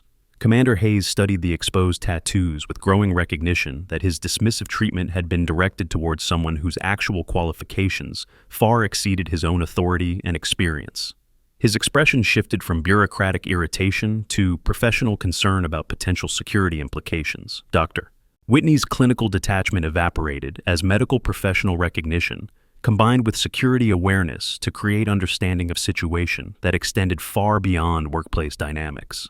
Her scanner forgotten, she stared with fascination at markings that suggested operational history and classified programs. Elena Crawford's knowing smile reflected satisfaction at vindication of someone she had recognized as exceptional despite official attempts at concealment. Her intuitive assessment had been proven correct by revelations that explained mysterious competencies. But the most dramatic reaction came from the 3 antagonists whose harassment had triggered exposure they were unprepared to comprehend. Bryce Sterling stammered incoherently, his earlier confidence completely evaporated as he processed visual evidence that his victim possessed qualifications and authority that made his behavior not just inappropriate, but potentially treasonous. Those are classified unit markings, he managed to articulate through shock that had rendered normal speech nearly impossible. Tyler Nash's face had gone pale as he realized his recording device might have captured classified information that could result in federal prosecution rather than viral entertainment content. Derek Cole stepped backward with obvious fear, replacing earlier aggression as he recognized compass coordinates that suggested involvement in operations classified at levels far above his security clearance. The silence stretched for long moments as implications settled across personnel who had witnessed revelations that would change everything about their understanding of facility dynamics and personnel relationships. Sloan stood motionless in center of circle created by gathered witnesses, her expression maintaining calm, despite exposure of secrets she had clearly intended to keep hidden. Her composure under extreme circumstances suggested familiarity with situations where emotional control meant survival. "Viper 7, Blake Morrison repeated quietly, voice carrying recognition that confirmed their shared history, while explaining his earlier behavioral tension and protective instincts. The designation meant nothing to most personnel present, but those with sufficient security clearance and operational knowledge understood implications that extended far beyond normal military service into territory reserved for America's most elite warriors. Deep Reconnaissance Specialist, Elena added, consulting tablet that now displayed information previously restricted from general access. Navigation lead for classified operations in hostile territory.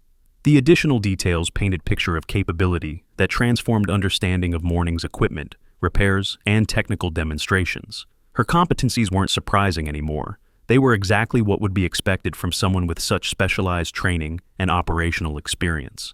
Commander Hayes recovered his professional composure first, military leadership training asserting control despite personal shock at discoveries that required immediate operational security considerations. "All unauthorized personnel clear the area immediately," he ordered with authority that brooked no resistance or delay. "This situation requires immediate security review and proper handling through classified channels." The command triggered dispersal as personnel recognized transition from workplace confrontation to potential security incident that required careful management through appropriate official procedures. But Dr. Whitney remained positioned for continued observation with medical authority that provided legitimate reason for assessing personnel welfare in aftermath of physical confrontation and psychological trauma. Medical evaluation appears warranted given physical altercation and stress indicators, she announced professionally while maintaining position that allowed continued assessment of developments.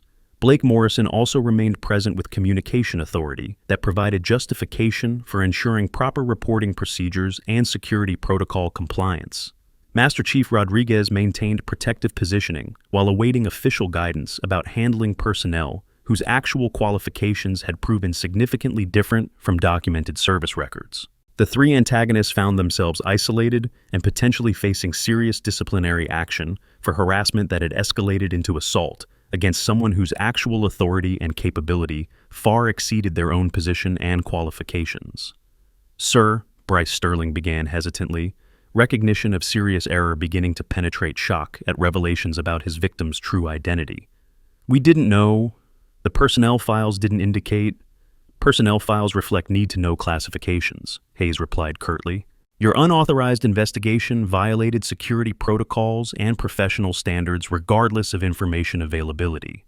The rebuke positioned their harassment as security violation rather than simple workplace misconduct, elevating potential consequences beyond routine disciplinary action into territory that could affect security clearances and military careers. Tyler Nash and Derek Cole exchanged glances that reflected growing awareness of situation's serious implications for their continued military service and future career prospects.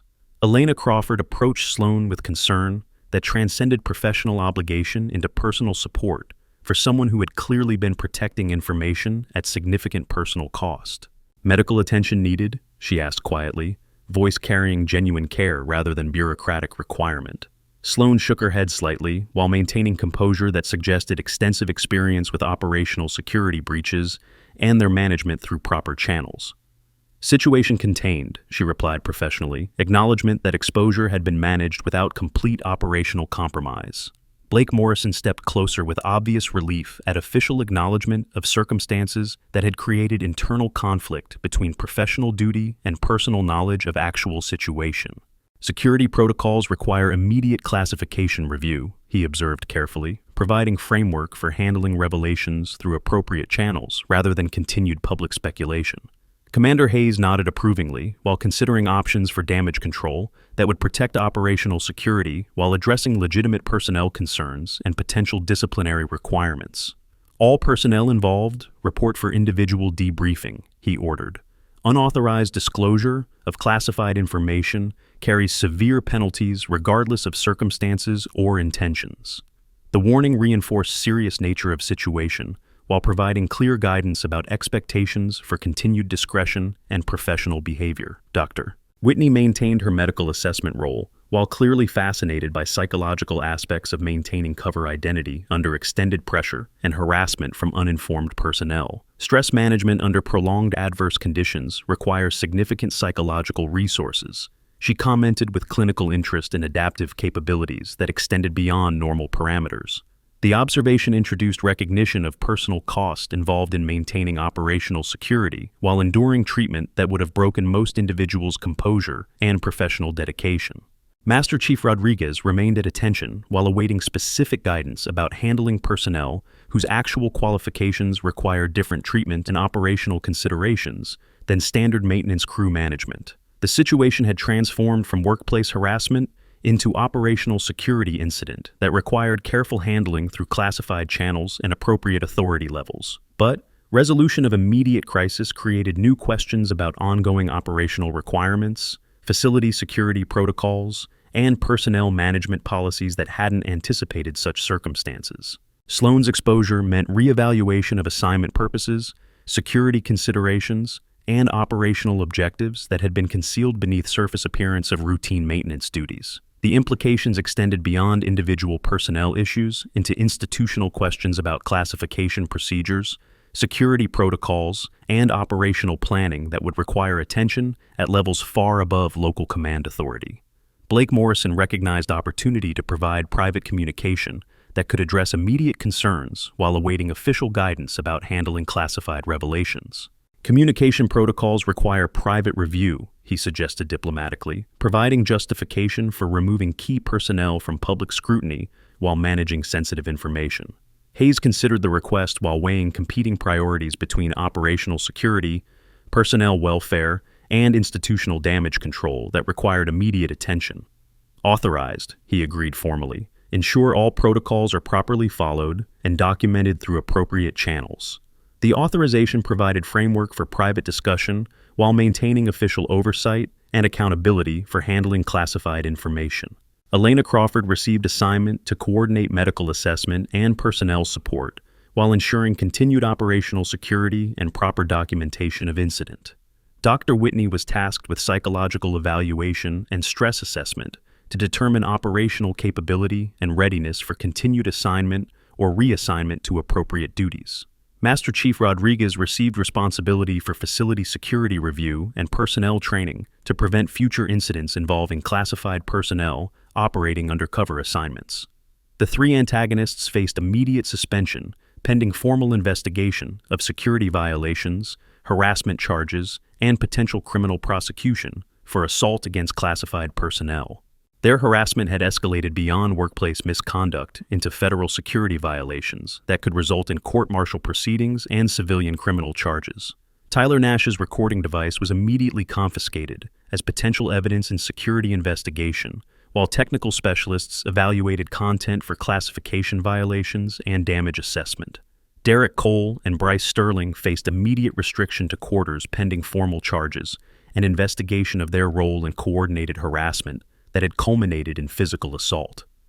The situation had evolved from personal conflict into institutional crisis that required attention at highest levels of military command and civilian oversight authority. But immediate priorities focused on managing operational security, personnel welfare, and damage control while awaiting guidance from appropriate authority levels about long-term implications and responses. Elite military personnel understand the importance of comprehensive financial protection. Specialized insurance policies designed for high-risk operational environments provide coverage that exceeds standard civilian frameworks. These premium packages include equipment replacement, medical treatment, and legal representation essential for personnel operating in classified capacities. The advanced liability protection ensures complete financial security during sensitive missions where conventional coverage would be inadequate. Sloan's composure throughout the crisis demonstrated training and experience that extended far beyond normal military service into operations that required exceptional psychological resilience and operational security awareness. Her ability to maintain cover under extended pressure while performing assigned duties with distinction suggested preparation for environments where exposure could have life-threatening consequences rather than simple career implications. Blake Morrison's knowledge of her actual identity had clearly created internal conflict between protective instincts and professional obligations that had made the morning's confrontation particularly stressful for multiple participants. Elena Crawford's intuitive recognition of exceptional capability had proven accurate, validating personnel assessment skills that could prove valuable for future security operations and personnel management. Dr. Whitney's psychological evaluation would provide insights into stress management capabilities and operational readiness that could influence future assignment decisions and strategic planning. Master Chief Rodriguez's immediate recognition and respect demonstrated professional competency that would be essential for managing classified personnel operations and maintaining facility security.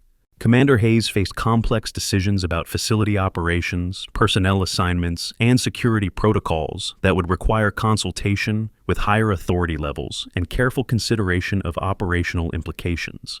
The morning's revelations had transformed understanding of facility dynamics while creating opportunities for improved security operations and personnel utilization that could enhance overall mission capability. But successful management of the crisis would require careful attention to operational security, personnel welfare, and institutional requirements that balanced competing priorities and stakeholder interests. The transition from concealment to acknowledgement created new operational parameters that would require adjustment of procedures, protocols, and planning assumptions throughout the facility and its parent command structure. Sloan's specialized capabilities could be utilized more effectively through appropriate assignment and resource allocation that recognized her actual qualifications rather than cover identity requirements. Her navigation expertise and technical specialization represented valuable resources that had been underutilized through concealment requirements that might no longer be necessary or productive. The Compass Tattoo Coordinate suggested involvement in operations that required precision navigation under extreme conditions, skills that could prove essential for future mission requirements. Her Viper 7 designation indicated participation in classified operations at highest levels of military capability and security clearance, qualifications that represented significant strategic assets. Blake Morrison's communication expertise combined with knowledge of her actual background created potential for improved coordination and operational effectiveness through appropriate assignment and resource allocation. Elena Crawford's assessment capabilities and supportive approach suggested potential for enhanced personnel management and facility operations through recognition of exceptional talent and proper utilization. Dr. Whitney's medical and psychological expertise could contribute to improved stress management and operational readiness through appropriate evaluation and support procedures. Master Chief Rodriguez's operational experience and immediate professional recognition demonstrated leadership capabilities that could enhance facility security and personnel operations. Commander Hayes's administrative authority and decision-making capability would be essential for implementing changes required by revelations about personnel qualifications and operational requirements. The situation had created opportunities for improved facility operations while requiring careful management of classification issues and operational security considerations. Success would depend on appropriate balance between personnel welfare, operational effectiveness, and institutional requirements that recognize both individual capabilities and strategic necessities. The morning's crisis had revealed hidden resources while creating challenges that would require attention at multiple levels of military and civilian authority. But immediate focus remained on managing operational security, personnel safety, and institutional damage control, while awaiting guidance about long-term implications and strategic responses. The 3 hours following revelation of Sloan's true identity passed in carefully controlled chaos as military bureaucracy engaged emergency procedures designed for handling classification breaches and personnel security incidents. Blake Morrison had successfully coordinated private communication session that allowed explanation of operational background without compromising additional classified information or creating further security violations.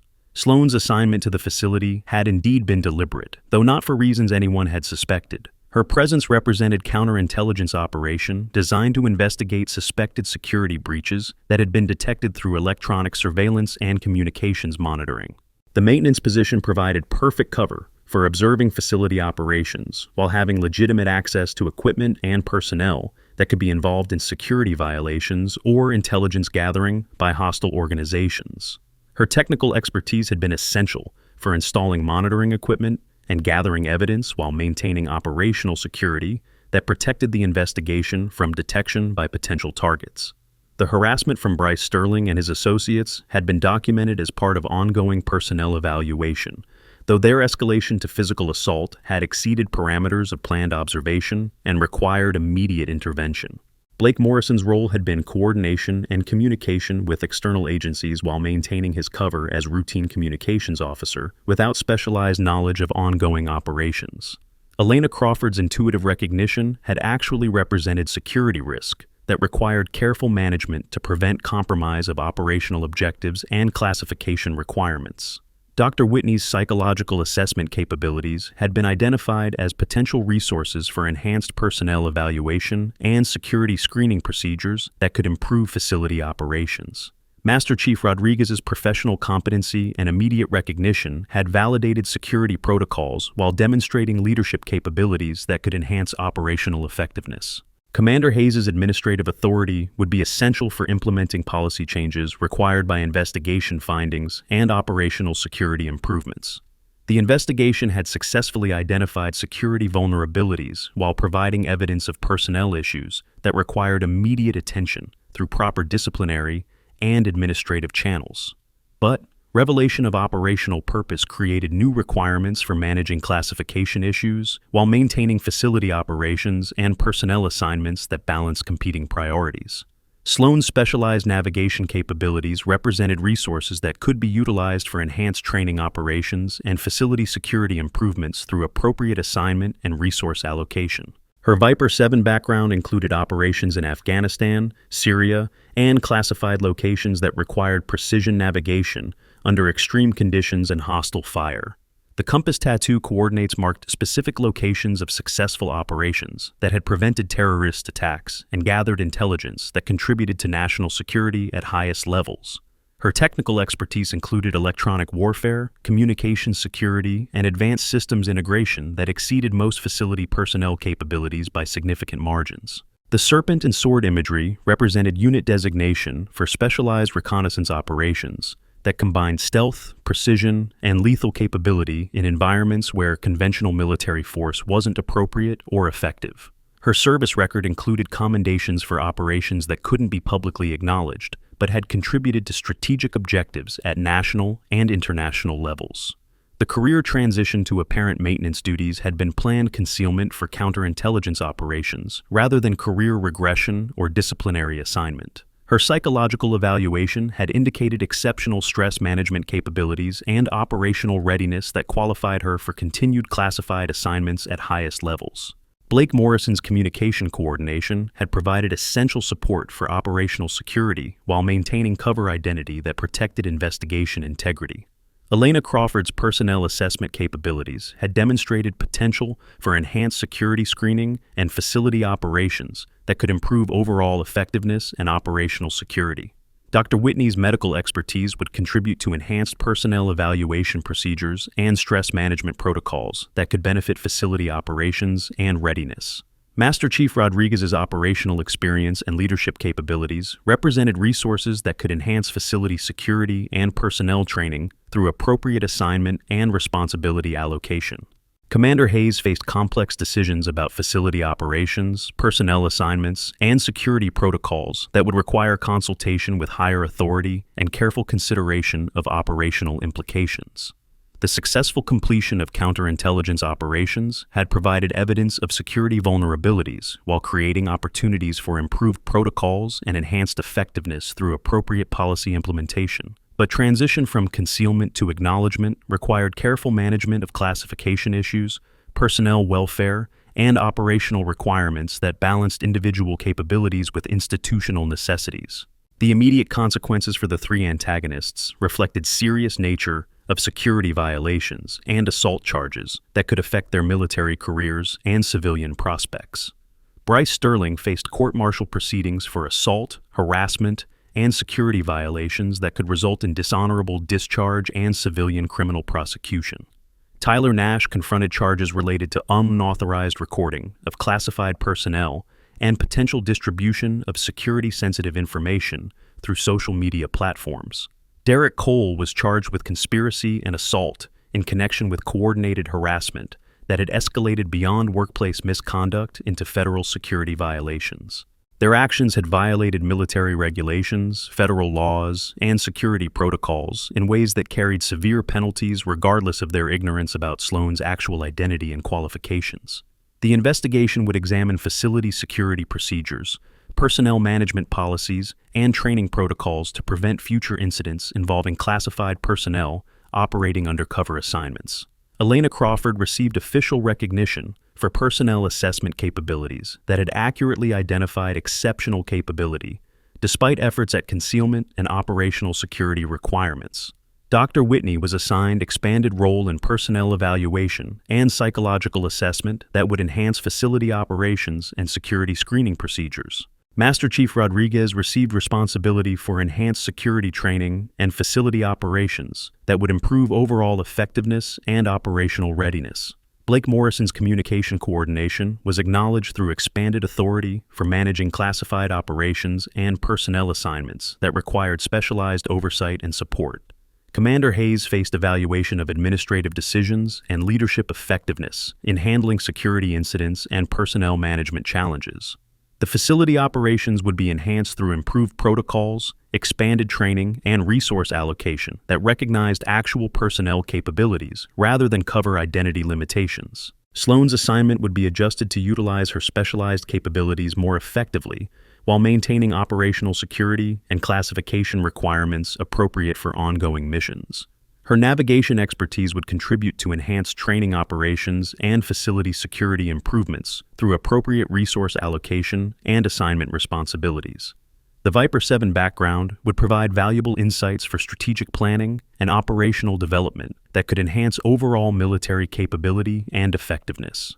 Her technical specialization would improve facility operations through appropriate utilization of advanced capabilities and knowledge that had been underutilized through concealment requirements. The successful resolution of counterintelligence operations would provide foundation for enhanced security protocols and improved facility effectiveness through appropriate policy implementation and resource allocation. But long-term implications would require continued attention to classification issues, operational security, and personnel management that balanced individual capabilities with institutional requirements and strategic objectives. The morning's crisis had revealed both vulnerabilities and strengths within facility operations, while creating opportunities for improvement that could enhance overall effectiveness and operational readiness. Success would depend on appropriate implementation of lessons learned while maintaining security protocols and personnel welfare that supported continued operations and strategic objectives. The afternoon briefing session included senior officers from multiple commands who had been summoned to address implications of the morning's revelations and their impact on facility operations and personnel policies. Colonel Patricia Hawthorne arrived by helicopter from Pentagon Liaison Office, her presence indicating highest-level interest in developments that had potential implications beyond local facility management. Her first action was private consultation with Sloan that lasted 2 hours and resulted in immediate orders for enhanced security protocols and expanded operational responsibilities. The consultation revealed additional background information that had been classified beyond local command authority and required evaluation at national security levels. Sloan's actual service record included operations that had prevented multiple terrorist attacks and gathered intelligence that contributed to strategic objectives at international levels. Her technical expertise had been developed through programs that remained classified at levels requiring presidential authorization for disclosure and operational utilization. The navigation specialization included capabilities that exceeded standard military training through participation in programs that prepared personnel for operations in environments where conventional support wasn't available. Her psychological evaluation had indicated exceptional capability for operations requiring extended isolation, stress management, and operational security under extreme conditions. The Viper 7 designation represented participation in unit operations that had achieved strategic objectives while maintaining classification that protected methods and capabilities from hostile intelligence gathering. Colonel Hawthorne's evaluation resulted in immediate assignment changes that would utilize Sloan's capabilities more effectively while maintaining operational security and classification requirements. Blake Morrison received expanded authority for communication coordination and personnel management that recognized his competency and knowledge of classified operations. Elena Crawford was assigned enhanced role in personnel assessment and facility security that would improve operations through better utilization of human resources and capability recognition. Dr. Whitney received authorization for expanded psychological evaluation and stress management programs that would enhance facility effectiveness and operational readiness. Master Chief Rodriguez was assigned additional responsibility for security training and operational protocols that would prevent future incidents while improving overall facility capability. Commander Hayes faced administrative review of leadership decisions and facility management that would determine his continued assignment and authority levels. The 3 antagonists were removed from facility pending formal charges and court-martial proceedings that would address security violations and assault charges. Their harassment had created security vulnerabilities while violating federal laws and military regulations in ways that required serious consequences and institutional responses. The facility operations would be enhanced through improved protocols that recognized actual personnel capabilities rather than apparent qualifications or cover identity requirements. Security procedures would be upgraded to prevent future incidents while protecting classified personnel operating under concealment that served legitimate operational purposes. Training programs would be expanded to include awareness of personnel diversity and capability recognition that could improve facility effectiveness and operational readiness. Resource allocation would be adjusted to utilize specialized capabilities that had been underutilized through concealment requirements and inadequate personnel assessment procedures. The successful resolution of immediate crisis provided foundation for improved operations while maintaining classification requirements and operational security that served strategic objectives. But long-term effectiveness would require continued attention to lessons learned while implementing changes that enhanced capability without compromising security or operational requirements. The evening brought private conversation between Sloan and Blake Morrison that addressed personal aspects of their shared history while maintaining professional boundaries and classification requirements. Their connection dated to previous operations where Blake had provided communication support for Viper 7 missions in hostile territory where conventional coordination wasn't possible. His recognition of her had created internal conflict between protective instincts and operational security requirements that had made the morning's harassment particularly difficult to observe. Blake's assignment to the facility had been coincidental rather than planned, though his presence had provided unexpected operational benefits for counterintelligence activities. Their professional relationship had included operations where his communication expertise had been essential for mission success and personnel recovery under extreme conditions. Sloan's maintenance position had been temporary assignment pending completion of counterintelligence operations that had successfully identified security vulnerabilities and gathered evidence. Her specialized capabilities would be utilized more appropriately through assignment that recognized actual qualifications rather than cover identity requirements.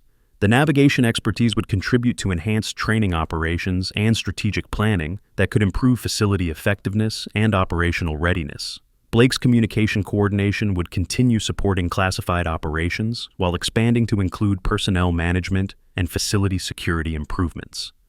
Their shared history provided foundation for enhanced cooperation while maintaining professional boundaries and operational security that served institutional requirements.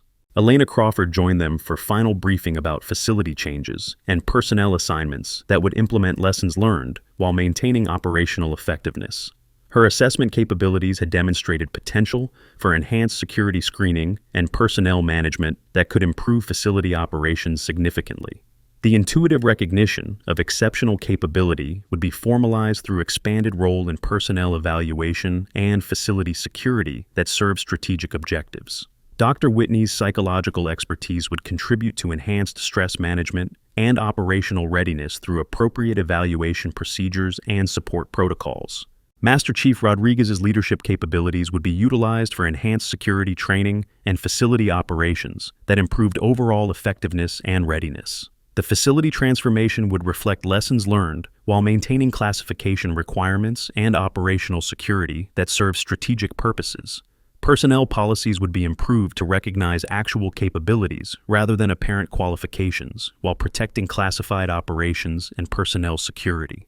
Training protocols would be enhanced to prevent harassment while improving facility effectiveness through better utilization of human resources and capability recognition.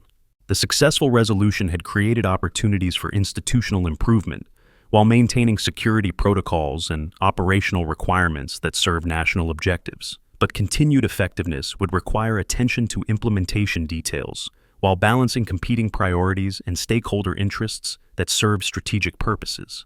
The final hours of official transition included ceremony that recognized service contributions while maintaining classification requirements and operational security. Sloan received formal acknowledgement of counterintelligence operations that had successfully identified security vulnerabilities while gathering evidence that contributed to facility improvements. Her specialized capabilities were officially recognized through assignment that would utilize navigation expertise and technical specialization more effectively than concealment had allowed. Blake Morrison received expanded authority that acknowledged communication expertise and operational knowledge while providing framework for enhanced facility security and coordination. Elena Crawford's personnel assessment capabilities were formally recognized through expanded role that would improve facility operations and security screening procedures. Dr. Whitney received authorization for psychological evaluation programs that would enhance stress management and operational readiness through appropriate support protocols. Master Chief Rodriguez was assigned enhanced responsibility for security training and facility operations that would prevent future incidents while improving overall capability. The facility operations would be transformed through implementation of lessons learned while maintaining classification requirements and operational security that serve strategic objectives. Personnel policies would be improved to prevent harassment while recognizing actual capabilities through appropriate assessment and assignment procedures. Security protocols would be enhanced to protect classified personnel while improving facility effectiveness through better resource utilization and capability recognition. The successful crisis resolution provided foundation for institutional improvement while maintaining operational requirements that serve national security objectives. 3 weeks later, the transformation of facility culture was evident in daily operations that reflected improved personnel policies and enhanced security protocols. Sloan's new assignment as Special Operations Instructor utilized her navigation expertise and technical specialization while maintaining appropriate classification and operational security. Her teaching responsibilities included advanced navigation techniques and electronic warfare procedures that enhanced training effectiveness and facility capability. Blake Morrison's expanded communication authority had improved coordination while providing enhanced security for classified operations and personnel assignments. Elena Crawford's personnel assessment role had identified additional exceptional capabilities among facility personnel while improving overall effectiveness through better resource utilization. Dr. Whitney's psychological programs had enhanced stress management and operational readiness through appropriate evaluation and support procedures that benefited facility operations. Master Chief Rodriguez's security training had prevented similar incidents while improving facility culture through awareness and professional development that served institutional objectives. The 3 antagonists had been processed through court-martial proceedings that resulted in dishonorable discharges and civilian prosecution for assault and security violations. Bryce Sterling faced federal charges for assault against classified personnel while dealing with social media infamy from viral footage of his humiliation. Tyler Nash confronted prosecution for unauthorized recording and potential distribution of classified information while losing security clearance and military career prospects. Derek Cole was convicted of conspiracy and assault charges that ended his military service while creating permanent criminal record that affected civilian employment opportunities. Their actions had served as example of consequences for harassment and security violations that reinforced facility policies and professional standards.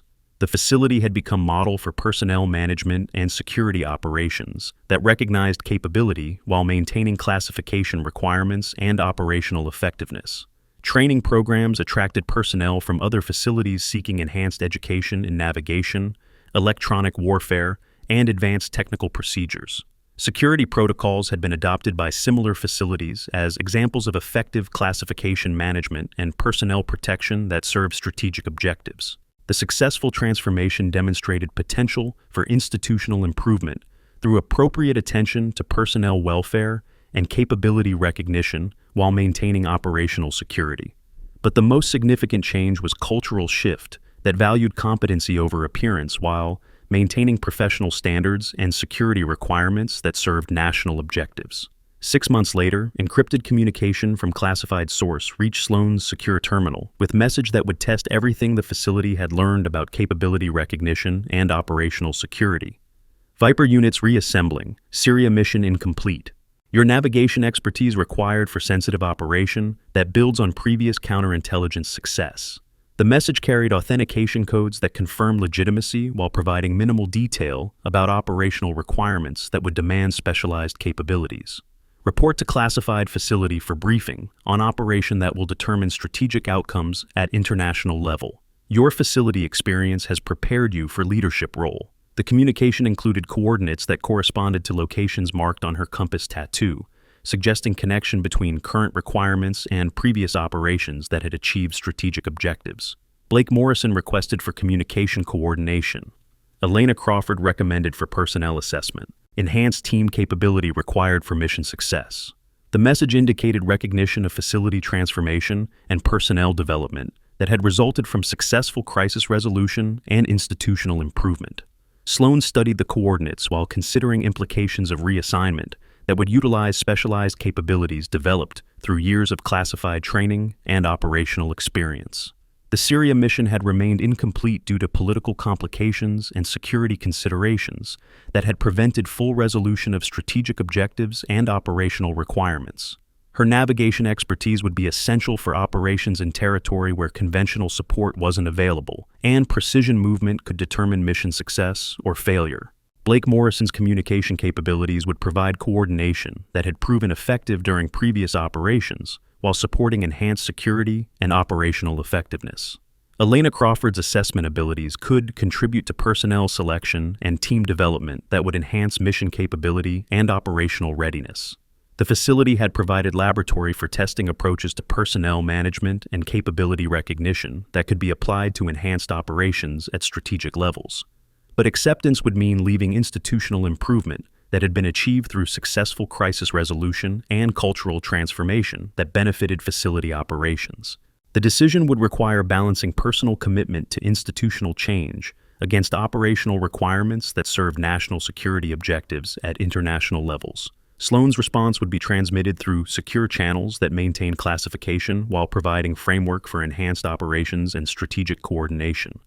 Mission accepted, facility transformation complete, personnel prepared for enhanced responsibilities and continued operational excellence.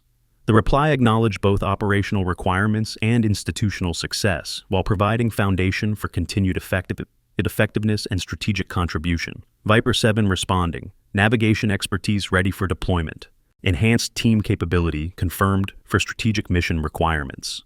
As afternoon shadows lengthened across the Virginia facility, Sloan prepared for transition that would utilize specialized capabilities while maintaining connection to institutional improvement that had resulted from successful crisis resolution. The compass tattoo coordinates had guided her through operations that achieved strategic objectives, while the serpent and sword imagery reminded her of capabilities that served national security at highest levels. Her facility experience had demonstrated potential for institutional change while providing foundation for enhanced operations that could achieve strategic objectives at international levels. Blake Morrison's communication expertise would continue supporting classified operations while building on facility success that had improved personnel management and security protocols. Elena Crawford's assessment capabilities would contribute to mission success while applying lessons learned from facility transformation and cultural improvement that benefited operations. The facility would continue operations with enhanced protocols and improved culture that recognized capability while maintaining security's requirements and operational effectiveness. Some heroes choose to live in shadows. They carry weight of classified truths and unacknowledged sacrifices while serving objectives that require personal cost and professional dedication. They never ask for recognition even when they deserve more than anyone else could understand or appreciate through public acknowledgement and institutional honor. And sometimes when circumstances demand revelation, they step back into light while maintaining commitment to service that transcends personal recognition and individual achievement. They remind us that quietest among us may carry heaviest burdens while serving purposes that require exceptional capability and unwavering dedication to strategic objectives. For Viper 7, the time for concealment had passed, but commitment to service continued through enhanced operations that would utilize specialized capabilities while building on facility transformation. The navigation expertise that had been hidden beneath maintenance duties would guide new operations, while lessons learned from facility improvement contributed to strategic success. The compass rose would point toward new objectives, while serpent and sword imagery reminded her of capabilities that served national security through classified operations and strategic coordination. As truth emerged about her background and capabilities, those who had once overlooked her now stood in recognition of courage, sacrifice, and unwavering commitment to mission success despite personal cost. The phone call that arrived at 2200 hours carried encrypted coordinates that marked beginning of new chapter while building on facility transformation and cultural improvement. Viper units operational, navigation specialist required, enhanced team capability confirmed for strategic mission that will determine international outcomes. Some ghosts never really die. They evolve into legends that inspire institutional change while serving strategic objectives that require exceptional dedication and professional excellence. The mystery of Sloan Vega had been solved, but legacy of facility transformation would continue serving strategic purposes while inspiring recognition of capability that transcended appearance and challenged comfortable assumptions. Her compass would guide new operations, while facility culture maintained improvements that recognized exceptional talent and served national security through enhanced effectiveness and operational readiness. The serpent and sword would mark new achievements, while institutional change provided foundation for continued excellence that balanced personnel welfare with strategic requirements and operational objectives. In military communities where secrets often meant survival, the most valuable discoveries were those that revealed potential for improvement while maintaining security protocols that serve strategic purposes and national objectives.